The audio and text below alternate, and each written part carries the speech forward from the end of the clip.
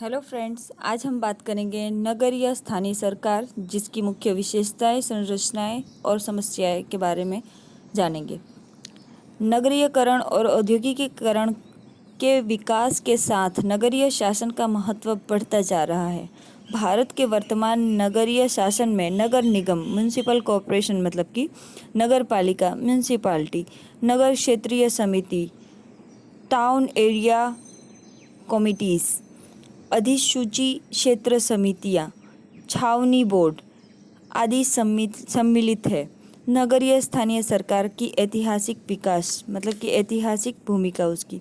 भारत में नगरीय प्रशासन अस्तित्व तथा विकास प्राचीन समय से है। मेगस्थनी ने अपने पुस्तक इंडिका में वर्णित किया है कि मौर्य ने अपनी राजधानी पाटलिपुत्र के लिए नगर प्रशासन की एक विस्तृत प्रणाली विकसित की। मुसलमान काल में भी नगर प्रशासन कोतवाल नामक अधिकारी द्वारा व्यवस्थित किया जाता था। वह केंद्रीय सरकार द्वारा नियुक्त किया जाता था। उसके काम बहुत व्यापक थे। नगर में कानून और व्यवस्था बनाए रखना और नियंत्रण और अपराधों तथा सामाजिक बुराइयों को रोकना। बोर्ड के अनुसार लोगों की पंजीयता तथा गुप्तचर व्यवस्था आदि अनेक कार्य उसके अंतर्गत रहते थे। इस प्रकार प्राचीन काल में भी नगर संस्थाएं सुनिश्चित कार्यों के साथ कार्य करती थी। ब्रिटिश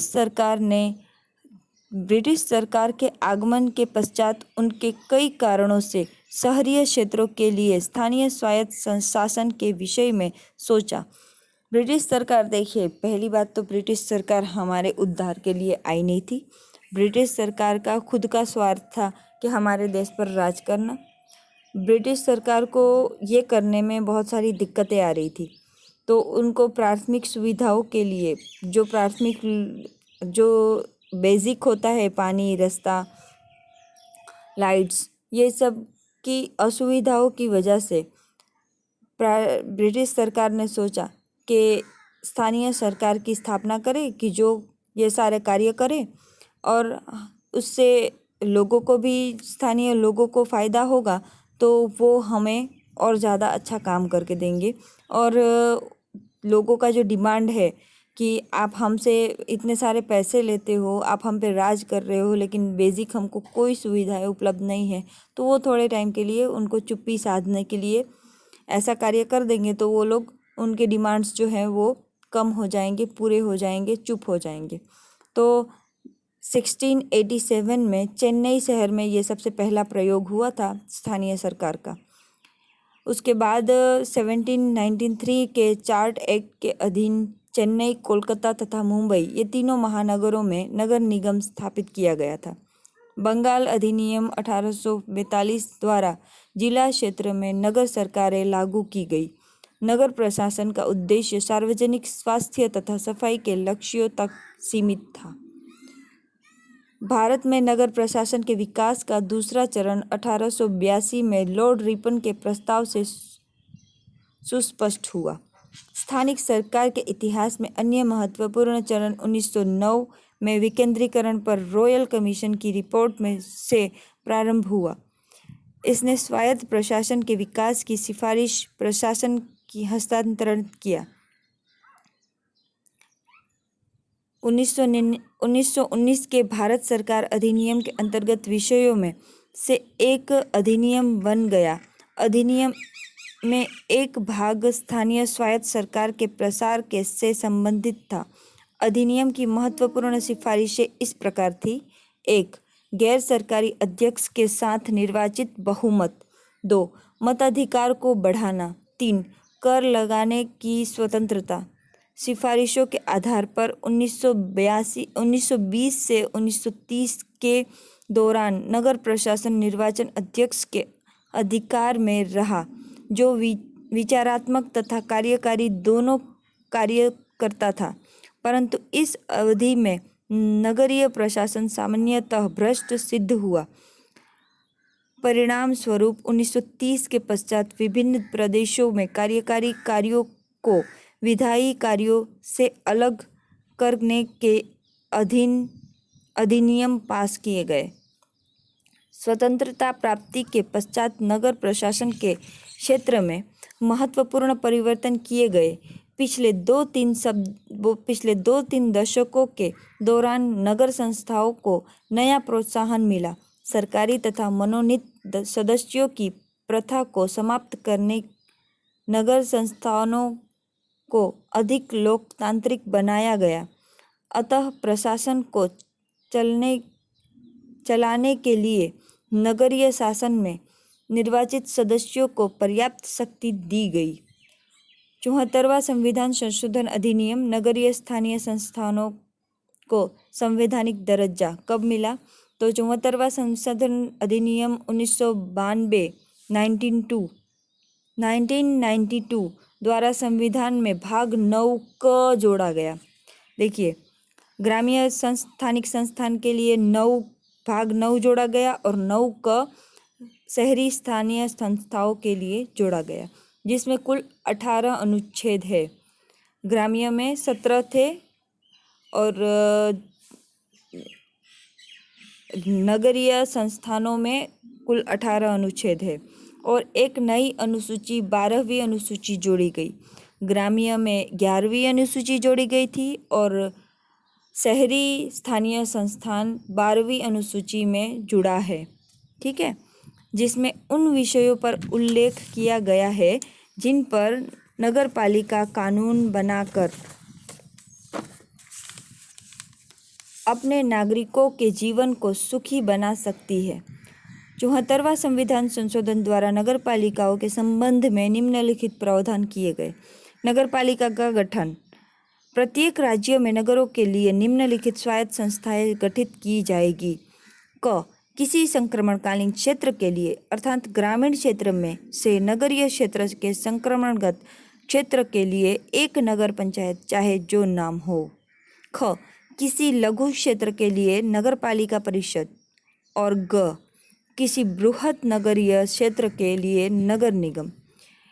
इस अनुच्छेद के अंतर्गत संक्रमणशील, लघुतर नगरीय, क्षेत्रीय और बृहद नगरीय क्षेत्र से अर्थ है ऐसे क्षेत्र से है जिसे किसी राज्य की सरकार उस क्षेत्र की जनसंख्या की सघनता, स्थानीय प्रशासन के लिए प्राप्त स्वराज्य,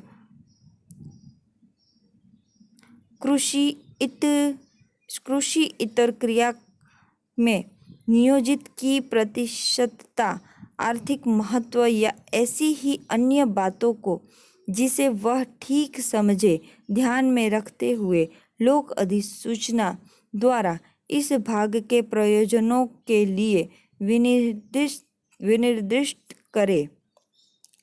नगरपालिकाओं की संरचना कैसे हुई वो देखते हैं। अनुच्छेद 243 द के खंड 2 के सिवाय किसी नगरपालिका में सभी स्थान नगरपालिका क्षेत्र के प्रादेशिक निर्वाचन क्षेत्रों से प्रत्यक्ष निर्वाचन द्वारा चुने व्यक्तियों द्वारा भरे जाएंगे।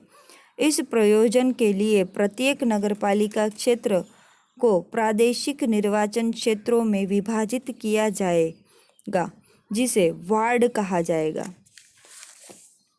खंड 2 के अधीन राज्य का विधानमंडल विधि द्वारा एक नगर पालिका में निम्नलिखित व्यक्तियों के प्रतिनिधित्व का उपबंध कर सकता है। 1. ऐसे व्यक्तियों को जिसे नगरपालिका प्रशासन का विशेष ज्ञान या अनुभव है। 2. लोकसभा और राज्यसभा की विधानसभा के ऐसे सदस्य जो उन निर्वाचक क्षेत्रों का प्रतिनिधित्व करते हैं जिसमें वह नगर पालिका क्षेत्र पूर्णतः या अंशतः आता है। 3. राज्यसभा और विधान परिषद के ऐसे सदस्य जो ऐसी नगर पालिका क्षेत्र के भीतर मतदाता के रूप में पंजीकृत है। 4. अनुच्छेद 243 घ के खंड 5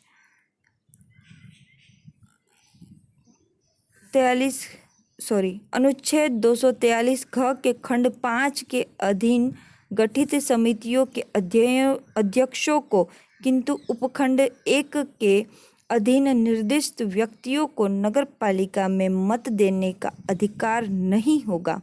राज्य का विधानमंडल विधि बनाकर नगर पालिका के निर्वाचन की रीति विहित करेगा। वार्ड समितियों का गठन और संरचनाएं। ऐसी नगर पालिका जिसकी जनसंख्या 3 लाख या उससे अधिक है, प्रादेशिक क्षेत्र के भीतर एक या अधिक वार्ड के मिलाकर वार्ड समितियों का गठन किया जाएगा। नेक्स्ट है स्थानों का आरक्षण। अनुच्छेद 243 में नगर पालिकाओं में अनुसूचित जाति और अनुसूचित जनजाति के लिए आरक्षण का उपलब्ध करता है। इस प्रकार आरक्षण स्थानों की संख्या का अनुपात यथासाध्य नगर पालिका में प्रत्यक्ष निर्वाचन से भरे जाने वाले कुल संख्या के अनुपात में होगा, जो उस क्षेत्र में ऐसे वर्गों के सदस्यों की जनसंख्या के अनुपात में होगा, और ऐसे स्थानों के निर्वाचन क्षेत्रों को नगर पालिका के विभिन्न निर्वाचित क्षेत्रों में चक्रानुक्रम से आवंटित किया जाएगा। आरक्षित स्थानों की कुल संख्या के 1/3 स्थान अनुसूचित जातियों या अनुसूचित जनजातियों की स्त्रियों के लिए आरक्षित किया जाएगा। प्रत्येक नगर पालिका में प्रत्यक्ष निर्वाचन द्वारा भरे जाने वाले स्थानों की कुल संख्या के 1/3 स्थान, जिसके अंतर्गत अनुसूचित जाति और अनुसूचित जनजाति की स्त्रियों के लिए आरक्षित स्थानों की संख्या भी शामिल होगी, स्त्रियों के लिए आरक्षित किए जाएंगे, और ऐसे स्थान नगरपालिका के विभिन्न निर्वाचन क्षेत्रों में चक्रानुक्रम से आवंटित किया जाएगा। नगर पालिका के अध्यक्षों के पद अनुसूचित जातियों, अनुसूचित जनजातियों और स्त्रियों के लिए ऐसी रीति से आरक्षित किए जाएंगे जैसे कि राज्य का विधानमंडल विधि बनाकर उपबंध करे। कार्यकाल। प्रत्येक नगरपालिका यदि तत्सम प्रवृत्त किसी विधि के अधीन पहले ही विघटन नहीं कर दी जाती है तो उस प्रथम अधिवेशन के लिए नियत तारीख से 5 वर्ष की अवधि बनी रहेगी, परंतु विघटन के पूर्व नगरपालिका को उचित सुनवाई का अवसर दिया जाएगा। किसी नगरपालिका के गठन के लिए निर्वाचन 5 वर्ष की अवधि के अवसान के पूर्व करा लिया जाएगा, और यदि कार्यकाल के पूर्व विघटन हो गई है तो विघटन की तारीख से 6 माह की अवधि से अधिक नहीं जाना चाहिए, उस हिसाब से पूरा कर लिया जाएगा। वित्त आयोग। अनुच्छेद 243 में यह उपबंध करता है कि अनुच्छेद 243 के अधीन गठित वित्त आयोग नगरपालिकाओं की वित्तीय स्थिति का भी पुनरावलोकन करेगा और सिफारिशों में बहुत सारे उनके कार्य आते हैं, वो देखते हैं। उन सिद्धांतों की बाबत जो निम्नलिखित शामिल है। 1. ऐसे करों, शुल्कों, पथकरों और फीसों के शुद्ध आगमों का नगरपालिकाओं और राज्यों के बीच वितरण जो इन भाग में के अधीन उन बीच किए जाते हैं तथा सभी स्तरों पर ऐसे आगमों के संबंध अंशों का नगरपालिकाओं के बीच आवंटन। ऐसे करों, शुल्कों, पथकरों और फीसों का अधिकरण जो नगरपालिकाओं को समनुदेशित किए जा सकते हैं या उनके द्वारा वितरण किए जा सकते हैं। राज्य की संचित निधि में से नगरपालिकाओं को सहायता अनुदान भी मिलता है। तो ऐसे बहुत सारे कार्य है कि जो वित्तीय आयोग नगरपालिका के लिए करता है। ये जो कर आते हैं उस पर देखरेख और उसका आवंटन करने का और उसका हिसाब रखने का कार्य वित्तीय आयोग करता है। लेखाओं की संपरीक्षा। राज्य का विधानमंडल विधि द्वारा नगरपालिकाओं द्वारा लेखाओं के रखे जाने और ऐसे लेखाओं की संपरीक्षा के बारे में उपबंध कर सकेगा।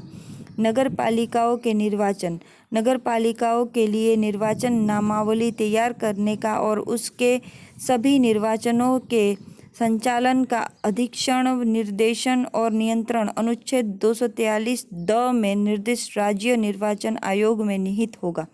नगर पालिकाओं की शक्तियाँ, प्रावधानिक और उत्तरदायित्व, ये हम नेक्स्ट टॉपिक में पढ़ेंगे। अब तक के लिए इतना ही। धन्यवाद।